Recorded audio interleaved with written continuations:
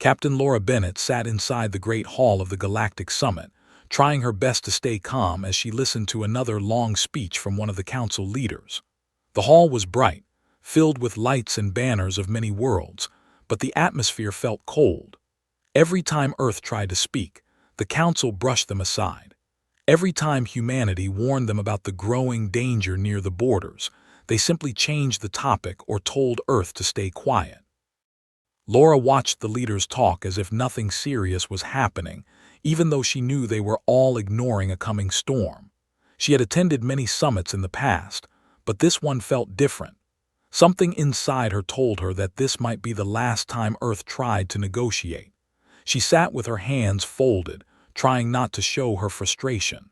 The council chamber was filled with representatives from dozens of species. Some were tall and thin, some short and wide, some glowing with strange bioluminescent patterns. Many of them barely looked in Earth's direction.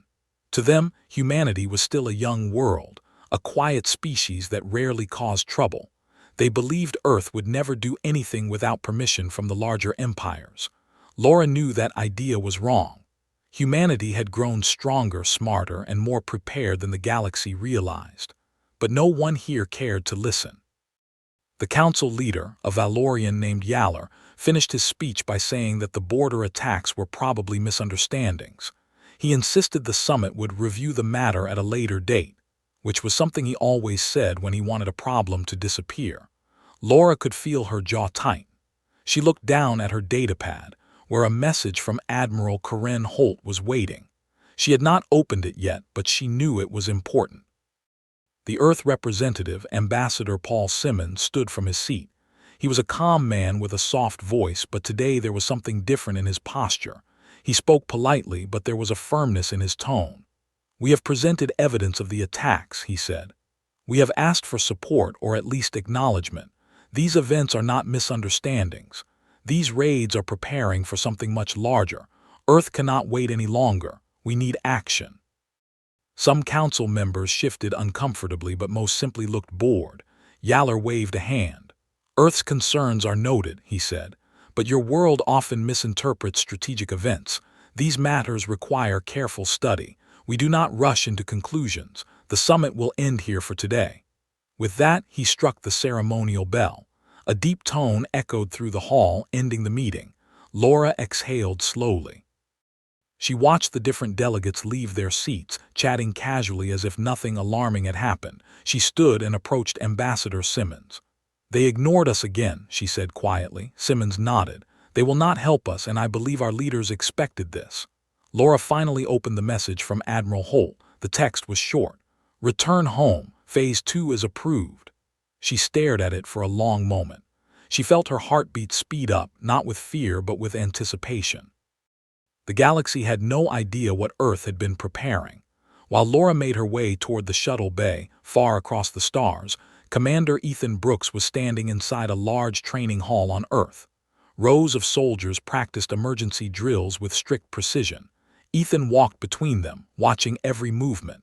The room was filled with the sound of footsteps, commands, and heavy breathing. He stopped next to a young officer who was adjusting her gear. "Faster transitions," Ethan said. "We are preparing for real situations, not simulations." The officer nodded and made the adjustment. Ethan had been working nonstop for weeks. There were evacuation plans to update, defense grids to test, and emergency protocols to review. The civilian population believed these drills were routine. Only a few people knew the truth. Earth expected something large and dangerous to arrive soon. No one knew the exact day, but they knew the threat was coming. Ethan walked to the control room where large screens tracked movements near the outer borders of human space. Several dots blinked red, marking unresolved incidents. He crossed his arms and frowned. "Any new reports?" he asked. The technician shook his head. "Nothing confirmed, but there are strange energy signatures near the Valorian line. They look like scouting formations." Ethan felt frustration rise again. The council had the same information, yet they did nothing. He looked at the stars on the map and whispered to himself, "How long do they expect us to wait?" He left the room and walked onto the balcony outside. The city stretched beneath him with shining towers and moving air transports. Earth looked peaceful. It was hard to believe the world was preparing for a war no one wanted. Ethan thought of the many times humanity tried to warn the Council about these threats. He remembered how each warning ended the same way, with quiet dismissal. The Council believed Earth was overreacting, but Earth knew better. Meanwhile, deep beneath the oceans of Earth, Admiral Karen Holt stood inside a massive underwater facility. Lights reflected off the walls of the transparent dome, revealing the dark waters outside. Inside the control center, engineers worked at dozens of terminals, monitoring readings and structural integrity. Holt walked slowly through the chamber, her uniform pristine and her posture sharp. Beside her was Lieutenant Adam Clark, a systems expert who had spent years working on quantum navigation networks. He held a tablet showing streams of data. "The final calibration is complete," Adam said. "The fleet is ready for deployment whenever we receive the command." Holt nodded. "Then we wait for Captain Bennett to return. Once she arrives, Phase 3 will begin." Adam looked at the dark water outside the dome. "Do you think the galaxy will understand why we built all this?" Holt let out a quiet breath. They had their chance to listen. Humanity did everything through the proper channels. We went to the summits. We provided evidence. We asked for cooperation. They ignored us every time. Now we show them that Earth will not be bullied or brushed aside. She walked to the main window, where massive shapes drifted in the deep.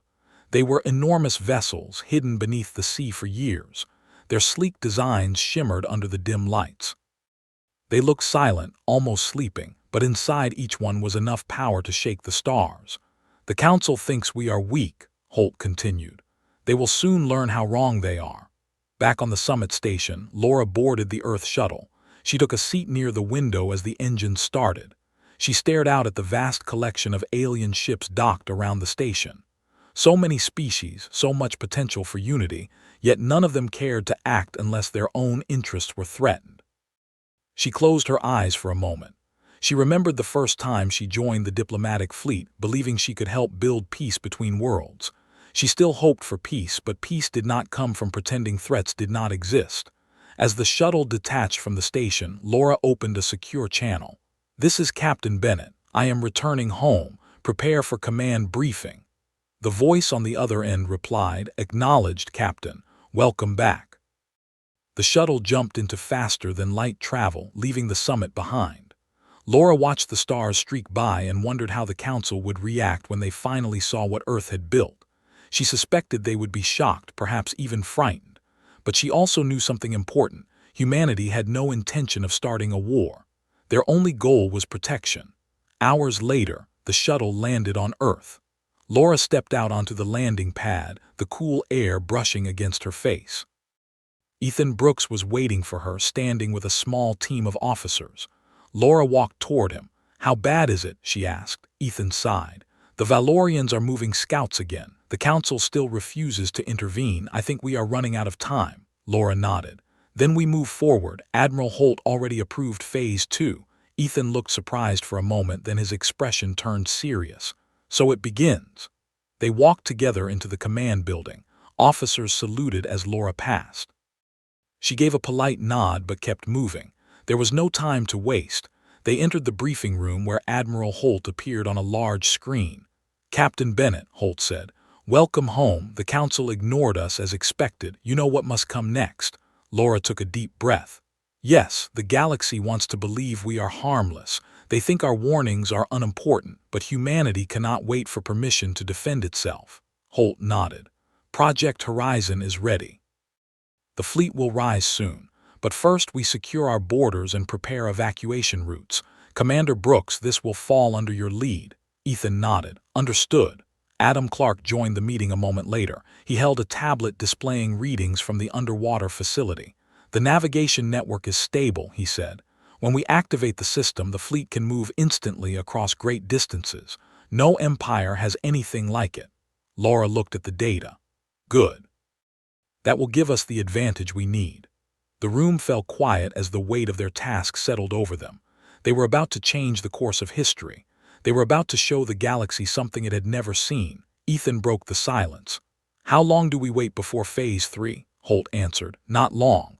Once the scouts cross the final line, we respond. and the galaxy will finally understand that Earth is not alone, not weak, and not silent. The meeting ended and the officers returned to their duties. Laura walked outside onto a quiet balcony. She looked up at the sky filled with stars. These stars held countless worlds, countless species, countless dangers and hopes. She whispered to herself, "You should have listened." The wind carried her words away, and deep beneath the oceans, the sleeping fleet waited. Earth had been ignored for too long. Now the world prepared to rise. Commander Ethan Brooks was already awake before the sun rose over the horizon. He sat in his office, staring at the long-range scans displayed across the wall screen. Small red marks blinked across the border regions. They were always there, but now they were closer, more organized, more controlled. The Valorian scouts were not curious explorers anymore. They were testing Earth's defenses. Ethan ran a hand through his hair and leaned back in his chair. He had spent years training soldiers for situations like this, but he hoped he would never need to use those preparations. Humanity had been ignored again and again, and now the results were here right in front of him. He heard footsteps outside the office door. A young officer stepped inside with a digital folder in hand. "Commander, these are the latest civilian evacuation numbers." Ethan took the folder. The numbers were good. Most people were following the instructions without panic, which was a victory in itself. "Thanks," Ethan said. "Tell the teams to continue drills and increase the number of safe zone checks." "Yes, sir," the officer replied before leaving. Ethan stood and walked toward the balcony. The city outside shined with early morning light. People moved through streets unaware of how close danger was. They lived their daily lives. They smiled. They talked. They believed their leaders would keep them safe. Ethan wanted that belief to stay true. Far above Earth, Captain Laura Bennett walked the length of her command ship's bridge. Every screen displayed updates. Every officer worked with fast, precise movements. She could feel the tension in the air, not chaotic but sharp and focused. Humanity was preparing. She paused behind a navigation officer. "Status?" she asked. "Engines at 98% readiness," the officer replied. "All systems stable," Laura nodded. "Good. Maintain alert level." She continued walking until she reached the front window. Space stretched endlessly beyond it, black and silent. It was impossible to imagine that soon thousands of ships would fill that darkness. Laura thought about the summit, how the Council had dismissed Earth yet again, how they acted as if Earth's concerns were the problems of a child. She whispered quietly, "You should have listened." Meanwhile, deep under the ocean, Admiral Karen Holt studied the final data reports. Everything in the giant facility was operating perfectly. Engineers moved quickly, checking readings from chambers that glowed with blue light. The calm hum of powerful machines filled the space. Lieutenant Adam Clark stood beside her, holding a tablet with lines of energy readings.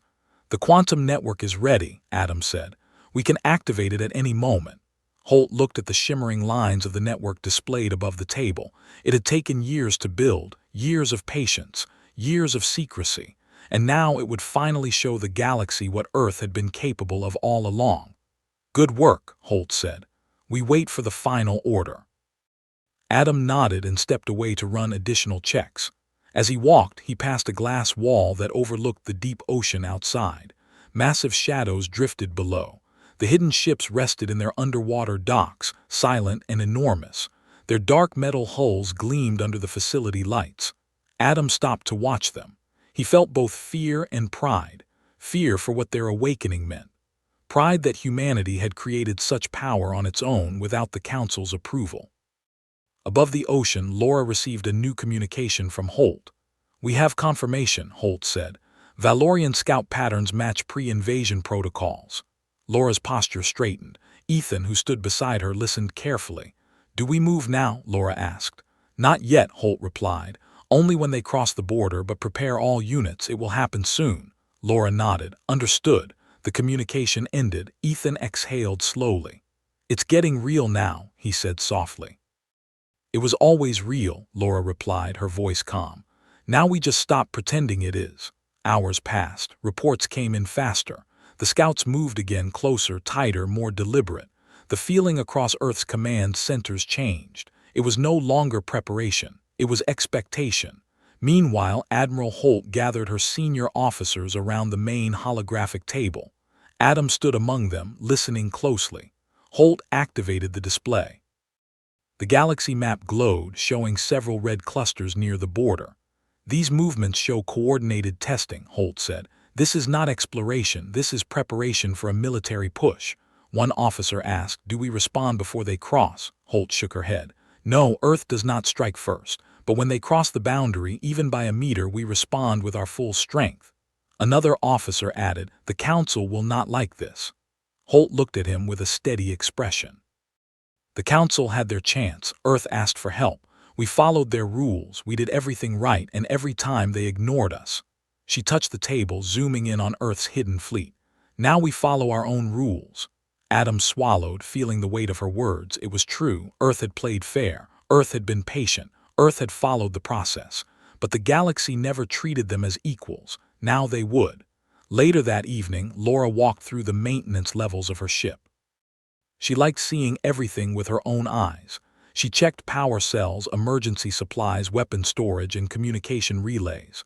Crew members greeted her with respect and determination. She stopped inside a small room with windows showing the stars outside. Ethan joined her shortly after. "Can I ask something?" he said. "Of course." "Do you think we're ready?" Laura turned toward him. "Yes, because we built this with purpose. Not anger, not ambition, just survival." Ethan nodded slowly. "I hope the galaxy understands that."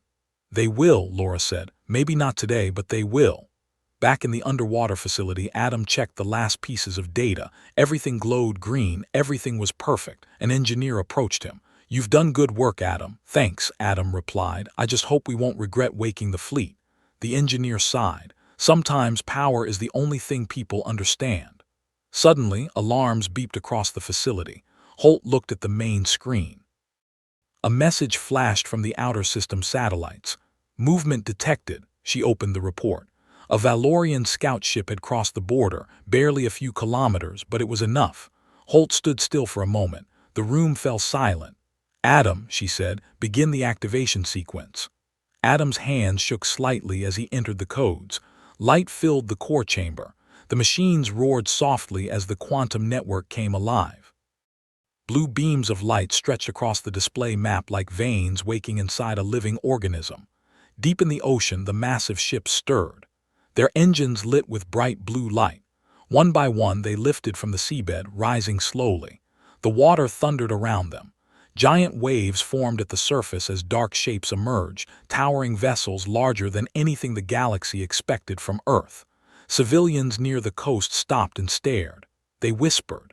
They panicked. They pointed at the sky as the massive shadows rose into the air.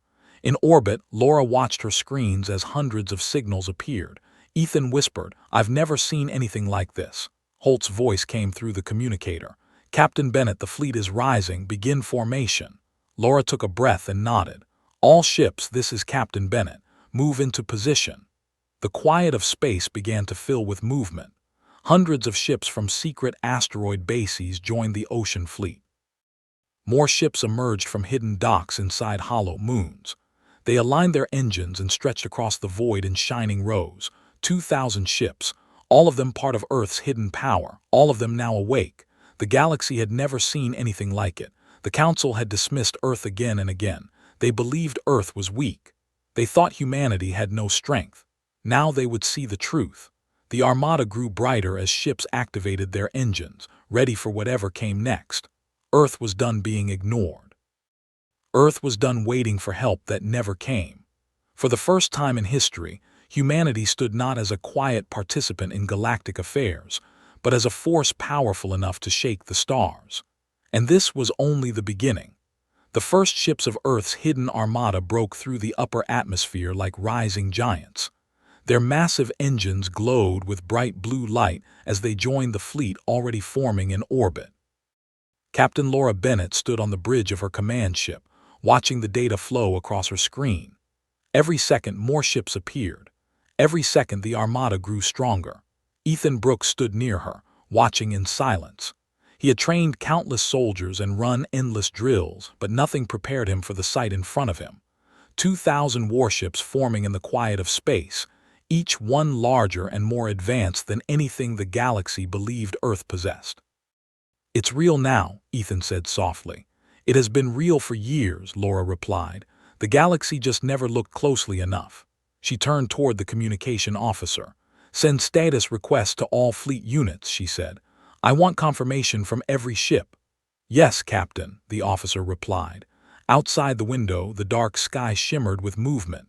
Ships took formation, aligning themselves into long rows that stretched far into the distance.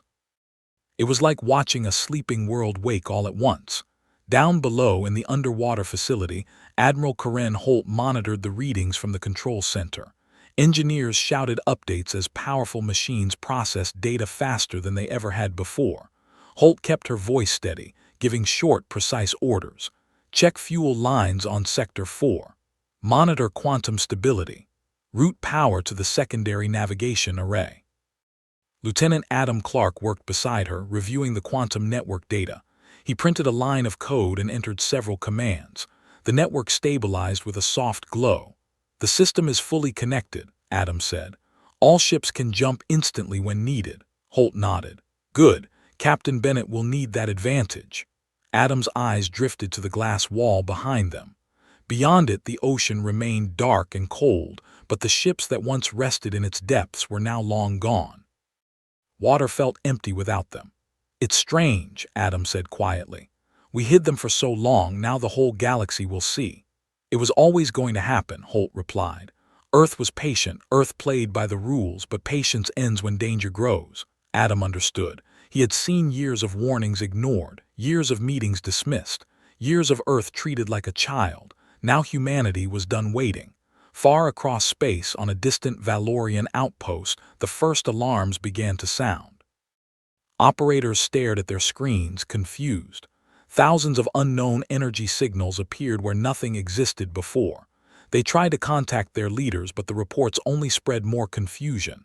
In the council station, where representatives of many species were preparing for their next routine meeting, a loud alarm blasted across the chamber. Delegates looked around in surprise. Some stood. Some shouted questions. Lights turned red along the ceiling. "What is happening?" one delegate shouted. Another replied, "Unknown fleet signature, unknown origin." A third delegate gasped as the data appeared on the screen. 2,000 ships, that cannot be correct." The council leader, Yaller, froze as he recognized the energy patterns. "Human technology," he whispered. No one in the chamber spoke for several seconds. The room filled with fear. Back in Earth orbit, Laura's voice echoed across the Armada through the secure channel. "All units, this is Captain Bennett. Form defensive and support wings. Maintain communication silence until further command."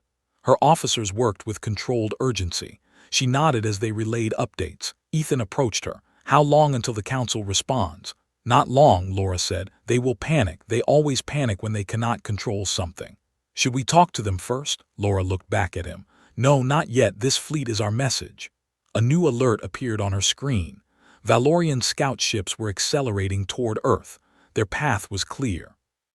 "They're coming closer," Ethan said. Laura folded her arms. "Then they will see we are no longer alone and no longer unprepared." She turned to her communication officer. "Send a broadcast to all ships. Activate shield grids. Prepare for formation lock." "Yes, Captain." On every vessel, blue shields shimmered into place. The thousands of shields formed a massive glowing wall that stretched across the darkness like a barrier made of light. In the underwater facility, Holt received the same updates. She looked at Adam. "It's time." Adam nodded. "I'll stabilize the power levels." He typed with fast, steady hands. The quantum network brightened. Each node connected more clearly. The entire map lit up with synchronized pulses. "Quantum systems ready," Adam said. Holt pressed a button on the main console. "Captain Bennett, you are cleared to proceed with full defensive activation." Laura's voice came through the speaker. "Understood." Outside, the fleet shifted into perfect formation. Ships that were hidden for decades now shined in the open like steel suns. For the first time in history, Earth stood as a true galactic power. Ethan watched the patterns on the monitor. "We trained for ground threats, we trained for evacuations, but this is different." Laura placed a hand on the console. "Humanity grew tired of being ignored. We asked for protection. They denied us. They told us to wait. We waited long enough. Silence hung between them for a moment. Then a loud alarm sounded. Valorian fleet approaching, a sensor officer said. 20 ships, 50, 70. Ethan stepped forward. They're sending a warning force. Then we show them our answer, Laura said calmly. Across hundreds of worlds, people woke to news reports. Images of Earth's fleet filled screens everywhere. Children stared, adults whispered, governments panicked. Some demanded answers, some sought refuge, some simply watched in awe. On the council station, chaos grew louder. They lied, one delegate shouted. Earth hit a weaponized fleet. Another shouted, they deceived us for years. Yaller slammed his hands on the table. We ignored them, we dismissed them, and now we face the consequences. A quiet voice from the back said, maybe we should have listened. Back in orbit, the Valorian ships dropped out of faster-than-light travel. Their engines glowed with sharp red light. Their weapons activated. Laura watched their movements carefully. Do not fire, she said. We are not the ones who start wars. Her tactical officer nodded. The Valorian fleet moved closer. Ethan whispered, they think we will run like before. They will learn otherwise, Laura replied. The largest Valorian ship sent out a threatening energy pulse, a display meant to intimidate. Earth's Armada responded simply by activating the full brightness of their shield grid. The light washed across space like a giant wave. The Valorian ship stopped. They hovered in confusion. This was not what they expected. One of Laura's officers spoke. Captain, incoming transmission from the Valorian flagship. Laura nodded. Open channel. A stern Valorian commander appeared. His expression was firm, but his eyes showed uncertainty. This is Commander Verk of the Valorian Empire, he said. Earth, you are in violation of Council weapon limits. Explain yourselves. Laura stepped forward, her voice calm. Earth asked for help. The Council ignored us. We built what we needed to survive. Verk looked irritated. You will stand down. No, Laura said. We will not. Silence filled the channel. Verk glanced off screen as if receiving orders. Then he spoke again more sharply. If you do not deactivate your fleet, we will take action. Laura's reply was steady. You crossed our border first. You sent scouts where they did not belong. We are not here to harm you, but we will protect ourselves. Verk struggled for a response. He clearly did not expect Earth to talk like an equal. Ethan whispered, he's nervous. Laura nodded slightly. Then Verk ended the call. The Valorian ships shifted position. Ethan tensed. Are they preparing to fire? Laura studied the data. No, they are afraid. The Valorian fleet slowly retreated. Their engines glowed again as they pulled back into neutral space. Earth's ships remained still, silent, bright, and steady in formation. A victory without firing a single shot. But the Galaxy's reaction was only beginning. Down below, Admiral Holt received the update. Closed her eyes and let out a slow breath. They saw us, she said softly. They finally saw us. Adam looked at her. What happens next? Holt opened her eyes. The Galaxy wakes and we will not hide again. In orbit, Laura watched her fleet maintain their positions. Ethan looked out the window. This is going to change everything, isn't it? Laura nodded. Yes, the Council wanted to ignore us. Now they cannot. The Galaxy will be shaken, and they will have to deal with the truth. Ethan folded his arms. Earth is not weak. No, Laura said. Earth is ready. Outside, the Armada glowed brighter than the stars behind it. 2,000 ships, one message. Humanity had risen, and every corner of the Galaxy felt the tremor. The Galaxy felt different after the retreat of the Valorian fleet. News spread across star systems in minutes, carried by broadcasts, messages, and frightened whispers. People everywhere watched the recordings of Earth's Armada filling space, 2,000 ships glowing like a wall of stars. Some felt fear, some felt hope. Some could not believe what they were seeing. On Earth's command ship, Captain Laura Bennett stood at the window watching her fleet hold formation. The ships remained silent and still, ready to move if needed. She felt the weight of responsibility pressing on her shoulders, but she also felt pride. Humanity had risen to defend itself, not out of anger but because no one else listened. Ethan Brooks walked toward her with a tablet in hand. His face showed a mix of relief and worry. The Valorian ships have fully withdrawn, Ethan said. They're regrouping near their outer zone. Laura nodded slightly. They realized they miscalculated. They expected us to plead for help again. Instead, they saw the truth. Do you think they'll return? Ethan asked. Laura thought for a moment. Yes, but next time they will come with diplomacy instead of threats. She turned away from the window and looked at the bridge crew. Maintain readiness. We're not done. Meanwhile, in the deep ocean facility, Admiral Karen Holt received updates from every sector. Engineers continued to monitor the quantum network, making sure the massive fleet remained stable and connected. Holt walked across the floor, listening to the hum of machines and the soft clicking of control panels. Lieutenant Adam Clark hurried to her side with a new report. "Admiral," Adam said, "we've intercepted Council transmissions.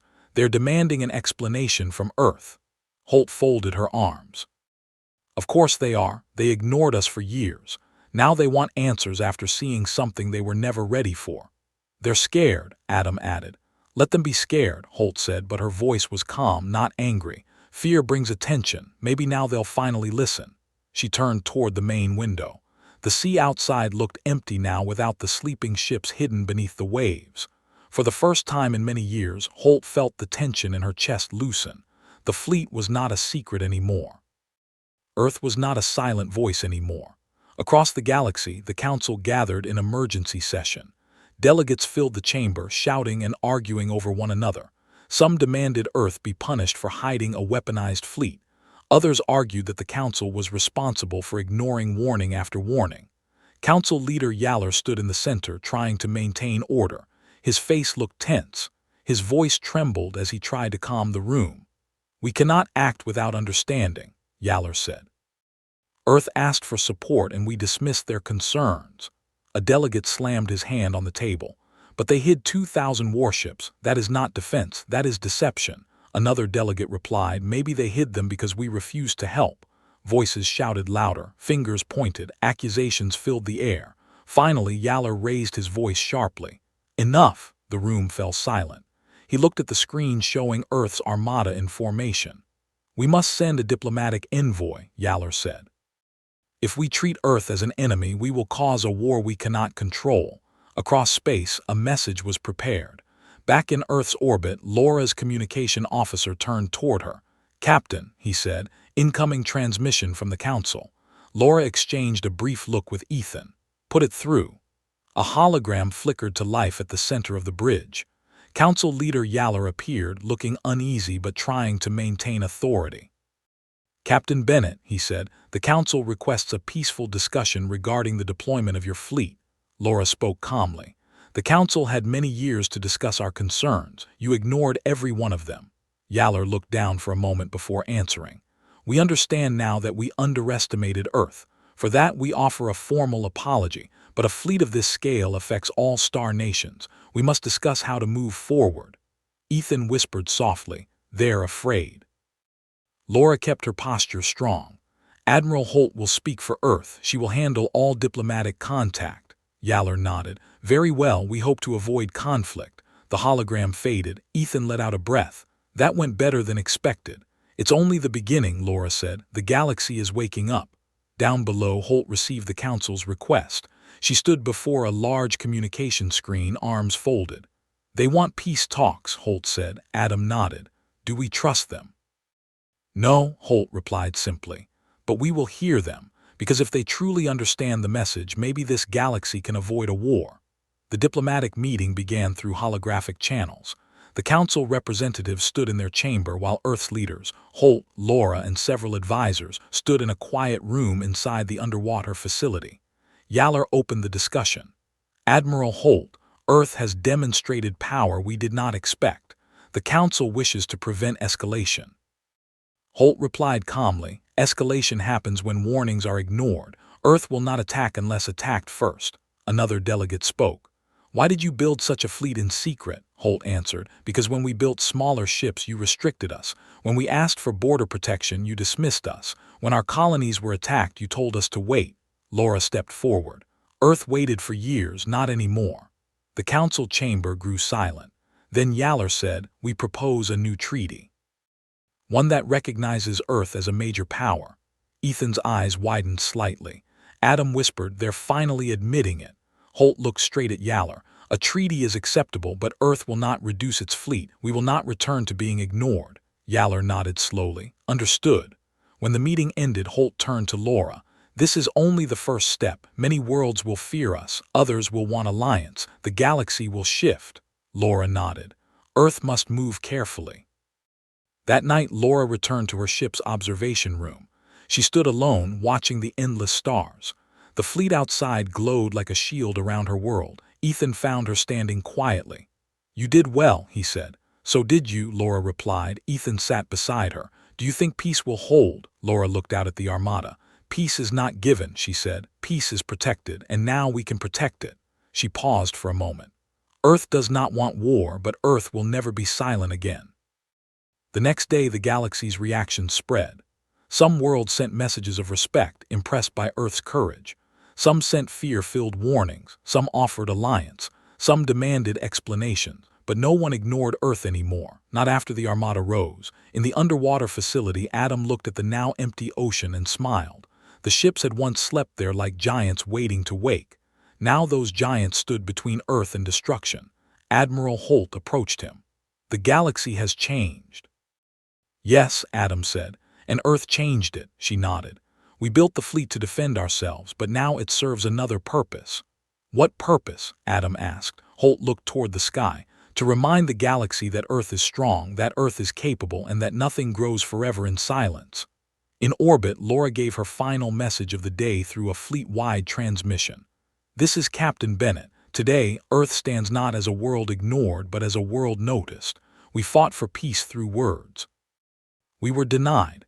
Now we protect peace through strength. Our fleet stands ready. Our world stands united. Whatever comes next, we face it together."